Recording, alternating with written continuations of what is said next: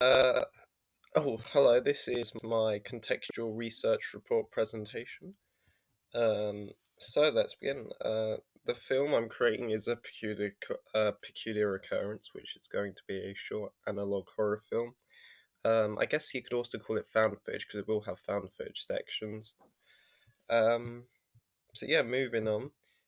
My idea for my film is my film will be set in an alternate reality where America was never discovered because Christopher Columbus kind of died. Uh, so America was never founded, and this led to the Native Americans kind of taking it, well, not taking it, but like being able to expand across America. And they do this ritual that goes wrong, and this summons a race of demons that I'm going to call entities. And then, so that's just the setup for the film. That won't actually be in the film, that'll be hidden in my ARG elements. And then from and then the beginning of the film we'll go to 2 weeks ago from present day. The entities are going to kill someone in their house, unless they're going to break into a house and kill someone. And this will lead to our main character, the private investigator, investigating this through finding tapes and finding the footage of this entity, like killing this person. Then the PI is going to be watching the footage. There's going to be stuff happening in the actual world as well. And then the short film's going to end ambiguously with the sound of the entity in present day, and it's going to be up to the audience whether he lives or survives or what happens. So yeah, one of my inspirations for this is Archive 81, which is a Netflix found footage horror show. Takes a lot of inspiration from analog horror as well. And the inspiration I'm going to take from it is the cinematography in the show is beautiful, but mainly, especially the transitions. Because the transitions that the show uses from going from the found footage sections to the present day is what I want to happen in my film. I want to use a similar effect, not the same effect, but just a similar effect. And I did some research into this, and what I'm going to need to do in order to do this is film all my found footage sections first, so then I can have them appear on screens in the present day, and then I can do a cool sort of effect on Premiere that allows me to switch from that to that. Um, and I'm also doing it because there needs to be a clear distinction from what's happening in present day and the found footage section. So otherwise, the film is not going to make sense to the audience.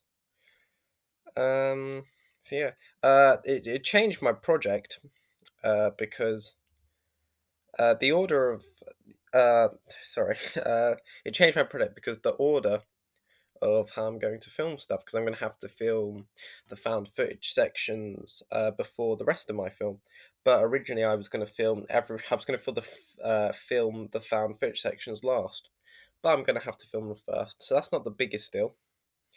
The next similar narrative inspiration is the Mandela Catalog, a YouTube web's analog horror series.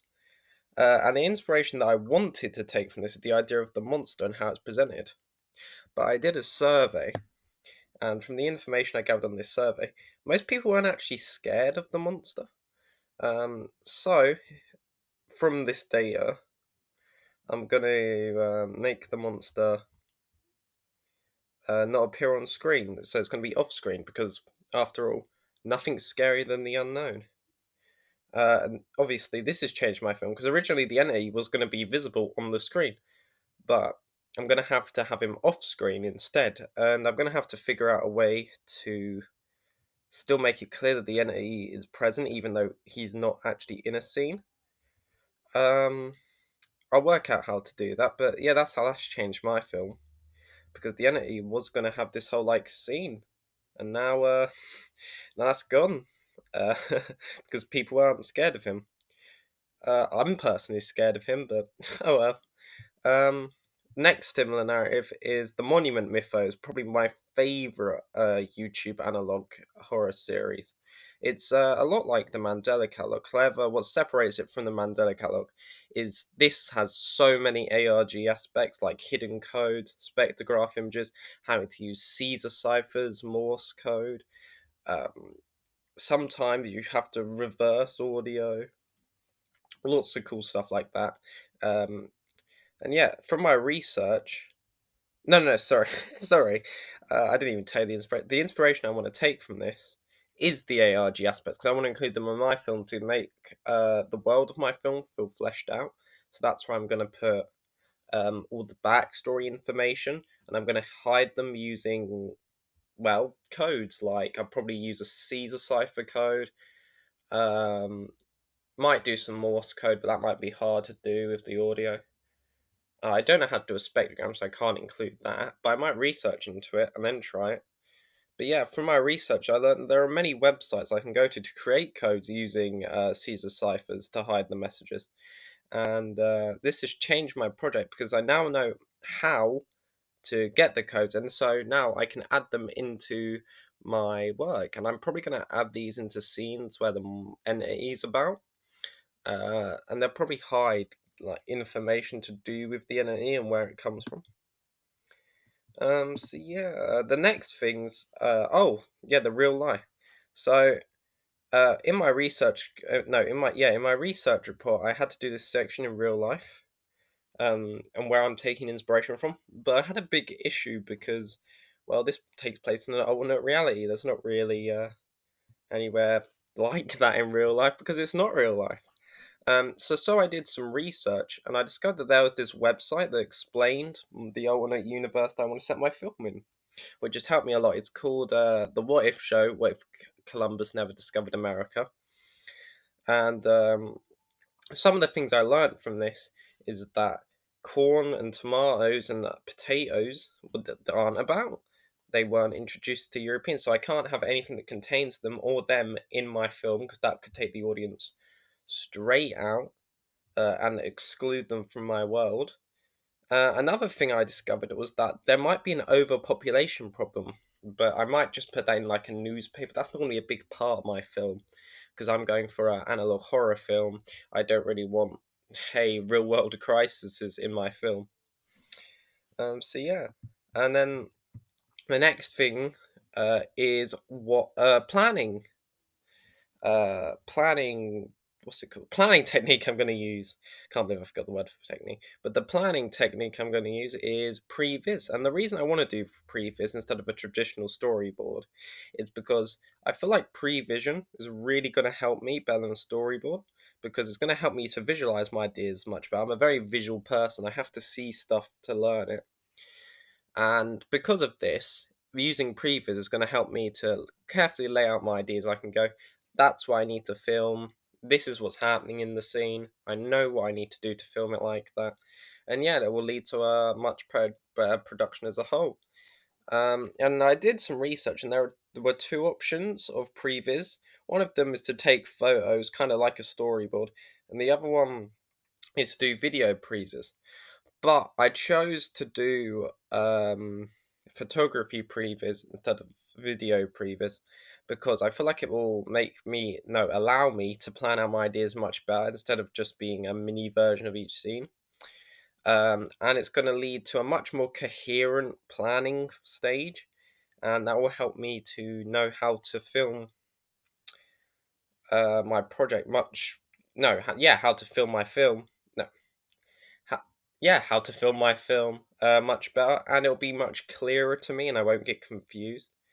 And it will allow me to plan in much greater detail, as I can add like arrows to indicate this is how I want the camera to move, or zoom in and zoom out.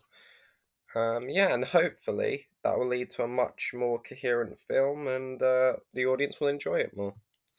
Now we're going to move on to the practical techniques. So the first practical technique I want to do is the long take, which I really want to try out on my film. And the whole reason I want to use this technique is because I think it can set up a film and a scene incredibly well. For instance, there's a scene in Children of Man where it's all shot in a long take, and that just adds to the scene so incredibly well. And I think there's one in Marvel's Daredevil. It's a fight scene, but that really helps set up his character. And uh, yeah, so I did some research into long takes, and so there were two versions of the long take as well. And it's either I could actually do a long take, which could have many, many errors. I could be blocked whilst filming it. I could, well, the actors could mess up. And so I decided that what I'm going to do is use the second technique, which is actually faking the long take by hiding transitions with object blocking. So the camera will go behind an object. The object's going to be all over the screen, and so I can hide a cut between two scenes, hiding what I'm making, and that this allows for more errors whilst filming. And even if I do mess up, some of the shot will still be salvageable. So yeah, and this has affected my film because it's changed completely how I'm going to do my first scene. Because I'm going to have to add the like objects that the camera can be blocked behind, and how I'm going to do that is probably because the first scene is going to be a found footage scene, and so no, the first scene is actually going to be the guy discovered the PI investigating the camera, and so I'm probably going to have to add like some maybe chairs and tables they can go across. I'll work that out whilst I'm filming. Uh, Sorry to get sidetracked, but the next practical effect I want to do is the VHS filter effect. And I want this all over my found footage section because I need to have a clear distinction between the present day and the found footage section. Because otherwise, the audience will have no clue what's going on. They're going to go, hey, we were following this character, now this is a completely different character. And it won't make a lot of sense. And so I researched into how I can do the VHS filter attack. And there are two ways I could do it. I could either use a preset filter on Photoshop, which gives a VHS style atmosphere, but it doesn't really scream VHS to me. It just doesn't look good. And so I decided to go with the second option, which is creating my own color grading and adding extra effects of it. Like there's this thing called a warp effect that makes uh, the whole video sort of glitch out, and I think that can really add to the VHS effect. And yeah. Oh, and it's changed my film because by using this, it's going to allow me to hide way more codes, add way more effects. The transitions are going to look way better, and it's going to make it look much more visually appealing to the audience, which will lead to higher audience enjoyment and hopefully higher enjoyment from whoever's watching. No, yeah, to whoever's watching the film and whoever's marking the film. So yeah, that has been my context research report presentation. Thank you for listening or watching.